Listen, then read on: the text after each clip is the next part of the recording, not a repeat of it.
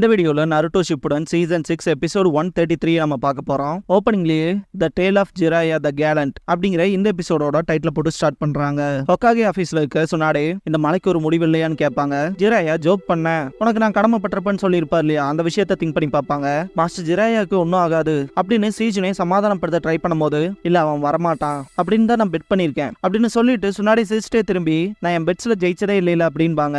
ஓ அப்படியான்ட்டு சீஜனை கிளம்பிடுவா. Rejection தான் ஆண்களை better ஆக்குது, அது மட்டுமே முழு கதை இல்ல, சந்தோஷத்தை தேடி ஆண்கள் மட்டுமே போறது இல்லையேன்னு கேட்டிருப்பா இல்லையா ஜிராயா. அதை திங்க் பண்ணி பார்த்துட்டு சிரிப்பாங்க. எப்ப பார்த்தாலும் கூலாவே நடந்துக்குவான். திரும்ப வந்ததுக்கு அப்புறமா அவனை நான் கூலா இருக்க விட போறது இல்லைன்பாங்க. ஜிராயா சைட் காட்டுவாங்க. ரத்தம் சொட்டும். பெயின் அப்படின்னா என்னதான் அப்படின்னு சொல்லி கேட்பாரு. எங்க 6 பேர்த்தையும் குறிக்கிற இன்னொரு பேர் தான் பெயின் அப்படின்னு இருப்பான். யாகிக்கோவோட முகம் தான் ஞாபகத்துக்கு வரும் ஜிராயாவுக்கு. அந்த முகம் எனக்கு ஞாபகம் இருக்கு, நீ யாகிக்கோவான்னு சொல்லி கேட்பாரு. அனிமல் பார்த்து ஆல்ரெடி சொல்லியிருப்பான் யாகிக்கோவா. ஆமால அப்படி ஒருத்தன் தான், ஆனா ரொம்ப நாளுக்கு முன்னாடி இறந்துட்டான் இருப்பான் இல்லையா. அதை திங்க் பண்ணி பார்த்துட்டு என்னதான் நடக்குது, யாகிக்கோ செத்துட்டான்னு சொன்னேன், அது மட்டும் இல்லாம அந்த கண்கள் அப்படின்னு ஜிராயா கேட்கவும் பெயின் யாகிக்கோவை நீங்க எனக்குள்ள பாக்குறீங்க, நீங்க உண்மையாலுமே அவனோட டீச்சர் தான், ஆனா யாகிக்கோ செத்து ரொம்ப நாளா ஆச்சு, மிச்சம் இருக்கெல்லாம் பெயின் மட்டும்தான் அப்படின்னு பெயின் சொல்லவும் வார்த்தைகளால விளையாடுறத நிறுத்து, எப்படி உனக்கு ரெனைகான் வந்துச்சு அப்படின்னு ஜிராயா கத்தவும் என்னதான் ஆச்சுன்னு சொல்லி கேட்பாரு ஃபுகாசாக்கு.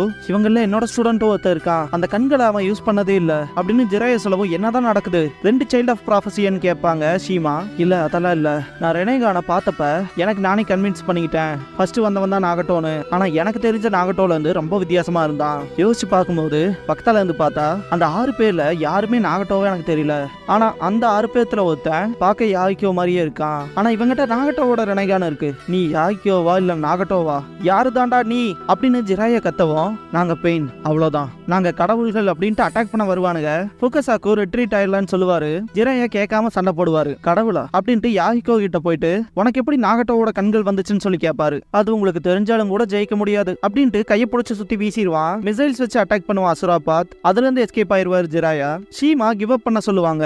அவங்கள தோக்கடிக்கிறதுக்கான ஓப்பனிங்கை நான் கண்டுபிடிச்சே ஆகணும், அதுக்காக நான் செத்தாலும் பரவாயில்லன்னு பாரு. தேவா பாத்துல இருக்கவன் கையை தூக்கவுமே ஆப்போசிட்ல இருக்க பில்டிங்கோட ஒரு பார்ட் அப்படியே முன்னாடி வரும். இந்த ஜுட்சுவை heavenly attraction of all creation அப்படின்பாங்க. அனிமல் பாத்துக்கு அடியில இருந்து தவளையோட நாக்கு வந்து உள்ள இழுத்துட்டு போயிடும். பிரசன்ஸை சென்ஸ் பண்ண முடியலன்பா தேவா பாத். அனிமல் பாத்து இருக்க இடத்த காட்டுவாங்க. என்ன இடம் இது, என்ன பேரியரான்னு பாத்துட்டு இருக்கும் போது அவன் நின்னுட்டு இருக்க இடம் அப்படியே உள்ள போகும். ஜம்ப் பண்ணிட்டு கேஸ்ட்ரிக் ஃப்ளூயிடான்னு திங்க் பண்ணிட்டு இருக்கும் போதே ஜிராயா இந்த இடத்துக்கு வந்து ரசங்காலால அடிச்சிருப்பாரு. ஒருத்தங்காலின்னு பேசிட்டு இருக்கும் போதே டக்குன்னு அனிமல் பார்த்து அட்டாக் வைப்பான். ஜிராயாவோட கையிலையும் செஸ்ட்லயும் அடிபட்டுரும். அவன் செத்துட்டானா இல்லையான்னு சொல்லி கேட்பாங்க ஷீமா. ரொம்பவும் கஷ்டப்பட்டு ஒருத்தனை தான் கொல்ல முடிஞ்சது, அதுவுமே அவனை என்னோட பேரியருக்குள்ள இழுத்ததுக்கு அப்புறமா அப்படின்னு பேசிட்டு இருக்கும் போது அனிமல் பார்த்து தலையில இருக்க ஃபோர்ஹெட் ப்ராக்டர் கீழே விழுகிற மாதிரி வரும். ஜிராயாக்கு பயங்கரமா பிளட் வரும். இதை பார்த்த ஷீமா ஓகேவான்னு சொல்லி கேட்கவும் ஏதோ இருக்குன்ட்டு அந்த ராடை உடைப்பாரு. என்னோட உடம்பு என் சக்கரெல்லாம் கிளர்ச்சி ஆகிற மாதிரி இருக்குன்னு பாரு, இதாதான் இருக்கும் அப்படின்ட்டு ஃபுகாசாக்கு ஜிராயா செஸ்ட்ல குத்துன ராடை புடுங்கி எறிவாரு. அவங்கள யாருங்கிறதே மர்மமா இருக்கு, பார்க்க போனா அவங்க வித்தியாசமான ஆயுதங்களை கையாளுறாங்க அப்படின்னு ஃபுகாசாக்கு சொல்லிட்டு இருக்கும் போது ஷீமா அவங்க மனுஷங்களே இல்ல டோட்டலா வேற என்னமோ அப்படின்பாங்க. ஜிராயா அந்த ராடை தட்டி விட்டு சொல்லியிருப்பான் இல்லையா, யாருமே அவரை பக்கத்துல பார்த்தது இல்ல, சொல்ல போனா அவர் இருக்காரா இல்லையாங்கிறது கூட தெரியாது அப்படிங்கிற விஷயத்த ஷேர் பண்ணியிருப்பான்ல, அதை திங்க் பண்ணி பார்த்துட்டு அந்த முகம் அது யாகிக்கோவோடது தான் அப்படின்னு சொல்லும் போது அந்த ப்ராக்டர் திரும்ப விழுகிற மாதிரி காட்டுவாங்க. அப்புறம் அவங்ககிட்ட நாகட்டோவோட ரெனேகான் இருக்கு. யாகிக்கோ ஏதாவது காரணத்துக்காக நாகட்டோ கிட்ட இருந்து அதை திருடிட்டானா என்ன, அப்படி நடந்திருந்தாலுமே மற்றவங்க கிட்டையும் ரெனேகான் இருக்கு, என்னதான் நடக்குது அதுன்னு மட்டும் இல்லாம அப்படின்னு ஜிராயா சொல்லும் போது நாகட்டோ கிட்ட ஜிராயா அப்படிப்பட்ட வழியை புரிஞ்சுக்கிறது மூலமா மற்றவங்க கிட்ட நம்ம கருணை காட்ட முடியும், அதுதான் நம்மள மனுஷங்களா வச்சிருக்கு அப்படின்னு சொல்லியிருப்பாரு. அதுக்கு அர்த்தம் என்னன்னு சொல்லி கேட்டிருப்பான் நாகட்டோ. அதை தான் வளர்றதுன்னு சொல்லுவாங்க அப்படின்னு ஜிராயா சொல்றப்பவும் புரிஞ்சிருக்காது, அதை நீயே தான் கண்டுபிடிச்சானும் சொல்லி இருந்திருப்பாரு. அனிமல் பாத்தோட ப்ராக்டர் கல்டு நெத்தில ஒரு தழும்பு தெரியும். ஃபர்ஸ்ட் டைம் பெயினை பாக்குறப்ப நிறைய மனுஷங்க இங்க செத்துருக்காங்க, அந்த வழியில தான் நான் வளர்ந்தேன் இருப்பான். அதை திங்க் பண்ணி பார்த்துட்டு ஜிராயா அப்படின்னா அதுக்கான அர்த்தம் அவன் ஆகட்டும் அப்படின்ட்டு பார்க்கும்போது அனிமல் பாத்தோட ப்ராக்டர் மொத்தமா கண்டு விழுந்துரும். அவன் நெத்தில இருக்க தழும்பு பார்த்துட்டு ஷாக் ஆவாரு. எபிசோடு 127ல ஜிராயா ஃபூவா கிளானை சேர்ந்தவனுக்கு அந்த மார்க் கொடுத்திருப்பாரு. ஆக்சுவலா இந்த 6 பேட்ஸ் பத்தி ஃபுல்லா தெரியணும்னா நம்மளோட மெம்பர்ஸ் ஒன்லி வீடியோல இருக்கு, இன்ட்ரெஸ்ட் இருக்கவங்க போய் பார்த்து தெரிஞ்சுக்கங்க. இதை பார்த்து ஜிராயா ஷாக் ஆயிட்டு கண்டிப்பா அது நாகட்டோவா இருக்கான வாய்ப்பு இல்லைன்பாரு. ஃபுகாசாக்கு என்னன்னு கேட்கவும் நமக்கு முன்னாடி இருக்க இவன் கூட நான் சண்டை போட்டிருக்கேன், இவன் ஃபூவா கிளானை சேர்ந்தவன், கிரேட் லார்ட் எல்ரோட ப்ராஃபஸியை கேட்டதுக்கு அப்புறமா நான் ஜேர்னிக்கு போனப்ப சண்டை போட்டது, அவன் நெத்தில இருக்க தழும்புக்கு காரணம் நான் தான் அப்படிங்கவும் ஷீமா இவன் இங்க என்ன பண்றான்னு சொல்லி கேட்பாங்க. இப்போ இது என்ன இன்னும் கன்ஃபியூஸ் பண்ணுது பெயின்ங்கிற மொத்த மர்மத்திலையும் அப்படின்னு ஃபுகாசாக்கு சொல்லுவோம். ஜிராயா கிட்ட காமாமாரு கட்டாயமான மோசமான செலக்ஷனா செய்ய வேண்டிய நாள் வரும், அன்னைக்கு நீ அந்த புரட்சியாளனை வழி நடத்துவ அப்படின்னு சொல்லியிருக்கும் போது நான் என்ன பண்றதுன்னு சொல்லி கேட்டிருப்பாரு ஜிராயா. கரெக்ட் சாய்ஸ் எடுக்கிறதுக்காக என்னோட கனவுல நீ உலகத்தை சுத்துறவனாவும் புக் எழுதுறவனா ஜிராயாவாவும் இருந்த அப்படின்னு காமாமாரு சொன்னதை திங்க் பண்ணிட்டு முடியாது. இதுதான் அந்த ப்ராஃபஸினா என்னோட சந்தேகத்தை கன்ஃபார்ம் பண்ண நான் திரும்ப போய் அவங்கள ஃபேஸ் பண்ணி ஆகணும். அதனால நீங்க 2 பேரும் கிளம்புங்க இப்பவே அப்படின்பாரு ஜிராயா. ஷீமா என்ன சொன்னேன்னு கேட்பாங்க. ஃபோகஸாக்கு போக முடியாது, நீ திரும்ப அங்க போனேன்னா கண்டிப்பா செத்துருவ. அவங்க கிட்ட அதிகப்படியான கண்கள் இருக்கு. அதுன்னு மட்டும் இல்லாம அந்த பேரியர் ட்ராப்ல 2வது தடவை மாற்றக்கு அவனுங்க என்ன முட்டாளா, அவங்க இன்னும் இங்க வரல. இதுதான் நம்ம ஓடுறதுக்கு கரெக்டான சான்ஸ் பாரு ஃபோகஸாக்கு. நான் அங்க போனா கொல்லப்படலாம், ஆனா என்னால அவங்கள பத்தின உண்மையை தெரிஞ்சுக்க முடியும். இந்த சான்ஸை மட்டும் நான் விட்டேன்னா பெயின் கிட்ட யாராலையும் நெருங்க முடியாதுன்னு நினைக்கிறேன். உண்மையை கண்டுபிடிக்க இது மட்டும் தான் ஒரே வழி. அதுன்னு மட்டும் இல்லாம இதுதான் கிரேட் லார்ட் எல்டர் ப்ராஃபஸி சொன்ன செலக்ஷனுக்கான நேரம். ப்ளீஸ் பெயினை பத்தின நம்ம கேதர் பண்ண இன்ஃபர்மேஷனையும் அதே மாதிரி இந்த சடலத்தையும் எடுத்துட்டு போயிருங்க. அப்புறம் ப்ளீஸ் சுனாடே கிட்ட சொல்லிருங்க அப்படின்னு ஜிராயா சொல்லவும் ஃபோகஸாக்கு இதெல்லாம் மாவே ஹேண்டில் பண்ணிக்குவா அப்படின்னு ஃபோகஸாக்கு சொல்லவும் ஷீமா டின்னர் டைம்க்கு வந்துருங்கன்பாங்க. சரின்ட்டு விஷயங்கள் முடிஞ்சதுக்கு அப்புறமா ஜிராயா பாய டின்னருக்கு நான் கூட்டிட்டு வரேன் பாரு. ஜிராயா எல்லாத்துக்குமே தேங்க்ஸ் பண்ணுவாரு. ஜிராயா கெக்காய் பேரியர் காமா ஹயாரோல இருந்து வெளியே வந்துருவாரு. அசுரா பார்த்தா பின்னாடி இருந்து பெரிய சுரிக்கனால அடிக்க ட்ரை பண்ணுவாங்க. அவன் சென்ஸ் பண்ணி எஸ்கேப் ஆயிருப்பான். ஜிராயாவுக்கு சுத்து போட்டிருப்பாங்க.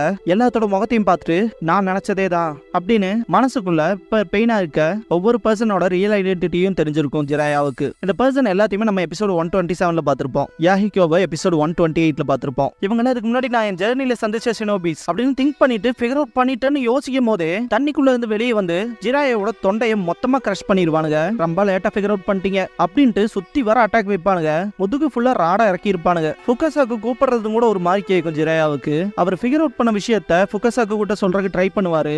ஆனா தொண்டை கிரஷ் ஆனனால பேச முடியாது. அடச்சே இப்படியே போச்சுனா வேலைக்கு ஆகாது, நான் சாக போறேன். நிஜமாலுமே நான் சாக போறேன்னா என்ன, தோத்துட்டேனா அப்படின்னு ஜிராயா திங்க் பண்ணவும் அவர் எங்க இந்த விஷயங்களை காட்டுவாங்க.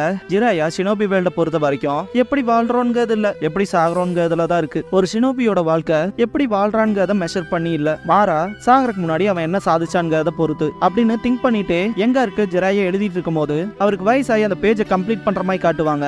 திரும்பி பார்த்தா என் வாழ்க்கை தோல்வியை தவிர வேற ஒண்ணும் இல்ல. சுனாடேவால தொடர்ந்து நிராகரிக்கப்பட்டேன். என்னோட நண்பனை தடுக்க முடியல. அப்புறம் என்னோட மாணவனையும் என்னோட குருவையும் என்னால பாதுகாக்க முடியல.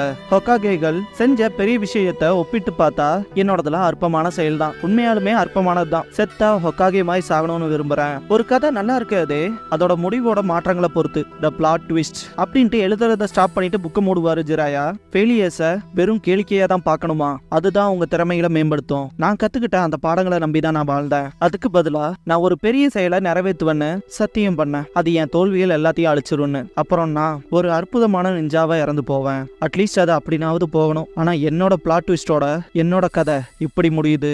கிரேட் லார்ட் எல்டரோட தீர்க்க தரிசனம் நான் தான் புரட்சியாளனை வழி நடத்துவேன்னு சொல்லுச்சு. ஒரு கிரேட் சாய்ஸை எடுக்க வேண்டிய பர்சன். அது இந்த ஷினோபி வேர்ல்டுக்கு பெரிய அளவிலான நன்மையையோ இல்ல பெரிய அளவிலான ஒரு அழிவையோ கொண்டு வரும். நான் பெயினை தோக்கடிச்சிட்டதாவும் அக்காட்சிக்கே ஸ்டாப் பண்ணிட்டதாவும் இந்த ஷினோபி வேர்ல்ட அழிவுல இருந்து காப்பாத்திட்டதாவும் நினைச்சேன். ஆனா இறுதியில அதுலயும் நான் தோத்துட்டேன். பரிதாபமா இருக்குல்ல. த டேல் ஆஃப் ஜிராயா த கேலண்டோட இதுதான் அதோட ட்விஸ்ட்னு. எவ்வளவு ஒர்த்லெஸ் ஆன கதை அப்படின்னு ஜிராயா சொல்லவும் மீனாட்ட சொல்லியிருப்பார்ல, இல்ல நான் அப்படி நினைக்கல, இந்த கதை நல்லா இருக்கு. சொல்ல போனா ஒவ்வொரு சாப்டர்லயும் நீங்க பண்ண சாகசங்களை என்கிட்ட சொல்லியிருக்கீங்களே அதுதான் இருந்துச்சு. ஒரு ஆட்டோபயோகிராஃபி மாதிரி. அதுலயும் இந்த புக்கோட மெயின் கேரக்டர் கிவ் அப் பண்ணாம இருக்க அந்த டிட்டர்மினேஷன் வேற லெவல்ல இருக்கு. சொல்ல போனா அப்படியே உங்களோட மாதிரி சென்சே அப்படியே சொல்ல வரேன்ட்டு ஜிராயா கொஞ்சம் ப்ரௌடா ஃபீல் பண்ணிருப்பாரு. இந்த புக்ல இருக்க மெயின் கேரக்டர் மாதிரியே தான் எனக்கு பிறக்காத என் பையன் வளருவான்னு நான் நினைக்கிறேன். அதனால உங்ககிட்ட இருந்து எனக்கு ஒரு பர்மிஷன் வேணும் என் பையனுக்கு அந்த பேரை வைக்க அப்படின்னு மீனட்டோ கேட்கவும் அதுல உறுதியா தான் இருக்கியா, ஏன்னா நான் ராமன் சாப்பிட்டு இருக்கும் போது ரேண்டமா எனக்கு தோணுன பேரு அப்படின்னு ஜிராயா சொல்லிட்டு இருக்கும் போது குஷினா நருட்டோ அது ஒரு அற்புதமான பேருன்ட்டு வந்து நிப்பாங்க. ஜிராயா அது என்ன அவனோட காட்ஃபாதரா மாத்தும், இதுல உறுதியா தான் இருக்கீங்களான்ட்டு ரொம்ப சந்தோஷப்பட்டு கேட்டிருப்பாரு. நீங்க என்னோட சென்சே ஷினோபியா இருக்கக்கான ட்ரூ டேலண்ட் உள்ள கிரேட் நிஞ்சா, நீங்க இந்த உலகத்திலேயே உங்களை மாதிரி யாரும் இல்ல அப்படின்னு இருப்பாரு மீனாட்டோ. ஆமா அதேதான் அப்படிங்கும் போது நருட்டோ நான் ஹொகாகே ஆக போறவன், இருக்க எல்லா ஹொகாகேவையும் நான் சர்ப்ரைஸ் பண்ணி காட்டுவேன். நான் தான் நருட்டோ உசுமாக்கி ஞாபகத்துல வச்சுக்க, நான் என் வார்த்தையில பின்வாங்க மாட்டேன், அதான் என் நிஞ்சாவே. அதெல்லாம் திங்க் பண்ணி பார்த்துட்டு ஜிராயா நருட்டோன்னு பாரு. இப்ப யோசிச்சு பார்த்தா அந்த நாவலோட மெயின் கேரக்டர் மாதிரியே தான் இருக்கான். மீனாட்டோ அப்புறம் குஷினாவோட விருப்பங்களையும் அவங்களோட நம்பிக்கைகளையும் நீ இன்ஹெரிட் பண்ணிருக்க. அப்புறம் நான் அப்படின்னு ஜிராயா சொல்லும் போது மீனாட்டோ நீங்க என்னோட சென்சே, அப்புறம் ஷினோபியா இருக்கக்கான ட்ரூ டேலண்ட் உள்ள கிரேட் நிஞ்சா, நீங்க இந்த உலகத்துல உங்களை போல யாரும் இல்ல அப்படிங்கும் போது ஜிராயா ஒரோச்சிமாரு கிட்ட சொல்லியிருப்பாரு, இருப்பார் இல்லையா, ஷினோபிங்கிறவன் தைரியமானவன். நான் உனக்கு ஒரு விஷயத்த சொல்லி கொடுக்குறேன். ஷினோபியா இருக்கக்கு ரொம்பவுமே முக்கியமா இருக்க வேண்டியது அவன் எத்தனை நம்பர் ஆஃப் ஜுட்சுவை மேஸ்டர் பண்ணிக்கான்றது இல்ல, ரொம்ப முக்கியமானது கிவ் அப் பண்ணாம இருக்கணுங்கிற தைரியம் அப்படின்னு இருப்பாரு. வார்த்தைகள்ல பின்வாங்க கூடாது, கிவ் அப் பண்ண கூடாது. நருட்டோ, அதான் உன்னோட நிஞ்சா வேணா, உன்னோட குருவா நான் புலம்ப வேண்டிய அவசியம் இல்ல. ஒரு ஸ்டூடெண்டோட நிஞ்சாவே அவனோட டீச்சர் கிட்ட இருந்தா வரும் அப்படிங்கிறது எல்லாத்துக்குமே தெரிஞ்ச ஒண்ணு. அப்படித்தானே நருட்டோ அப்படின்ட்டு ஜிராயா எந்திரிக்கிறத பார்த்த ஃபுகசாக்கு பயங்கரமா ஷாக் ஆவாரு. ஜிராயா பாய்னு கூப்பிடுவாரு. உறுதியா அவரோட இதே ஸ்டாப் ஆயிடுச்சு அப்படின்ட்டு பெயின் திரும்பி பாப்பா. ஜிராயா பார்க்கவும் புரிஞ்சதுன்ட்டு ஃபுகசாக்கு அவரை கவர் பண்ண துணி எடுத்துட்டு முன்னாடி போய் நிப்பாரு. ஃபிங்கர் கார்விங் சீல் மூலமா ஜிராயா ஃபுகசாக்கு பின்னாடி எழுதுவாரு. என்ன ஆனாலும் கிவ் அப் பண்ணக்கூடாது, அதுதான் நான் செய்ய வேண்டிய உண்மையான சாய்ஸ் அப்படின்ட்டு ஜிராயா எழுதுவாரு. தூரத்துல இருந்து பாக்குற பெயின் ரொம்பவுமே பிடிவாதமானவர் இல்லையா அப்படின்ட்டு இதை முடிச்சு வைப்போன்ட்டு ஜம்ப் பண்ணுவானுங்க. ஃபுகசாக்கு மெசேஜ் ரிசீவ் பண்ணியாச்சுன்னு பாரு. சாகும்போது மெசேஜ் அவர் கோட் யூஸ் பண்ணிருக்காருன்னு Pain. Asura Path bazooka army use பண்ணுவான். ஜிராயா, நருட்டோ நீ தான் சைல்ட் ஆஃப் ப்ராஃபசி, இப்போ நான் அதுல உறுதியா இருக்கேன், மிச்ச விஷயங்களை நான் உன்ன நம்பி விடுறேன் அப்படிங்கும் போது வெறித்தனமா அட்டாக் நடந்திருக்கும். ஜிராயாவோட உடம்பு கடலுக்குள்ள போகும். அந்த தவளை அது தப்பிச்சிருச்சுன்னு பெயின். ஜிராயாவை காட்டுவாங்க.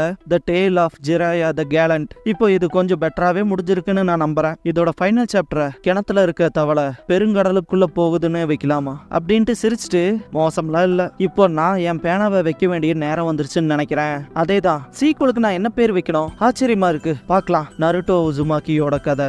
The Tale of Naruto Uzumaki. ஆமா, அது நல்லா இருக்கு அப்படின்னு ஜிராயா சொல்லவும் அடுத்த சீனே ஃபாரஸ்ட்ல காட்டுவாங்க. நருட்டோ போயிட்டு இருக்கும்போது அவன் தோல்ல ஜிராயா கை வச்ச மாதிரி இருக்கும். ஜிராயா நருட்டோவுக்கு ஃபேர்வெல் சொல்லியிருப்பாரு. நருட்டோ மேல பிரகாசமான ஒளி படுறதும் கூட தெரியாம நிப்பான். இதுக்கப்புறமா லீஃப்ல இருக்க சுனாடேவை காட்டுவாங்க. ஃப்ராக பார்த்துட்டு இருப்பாங்க. திடீர்னு பார்த்தா காணாம போயிருக்கும். அது கடல்ல போற மாதிரி காட்டுவாங்க.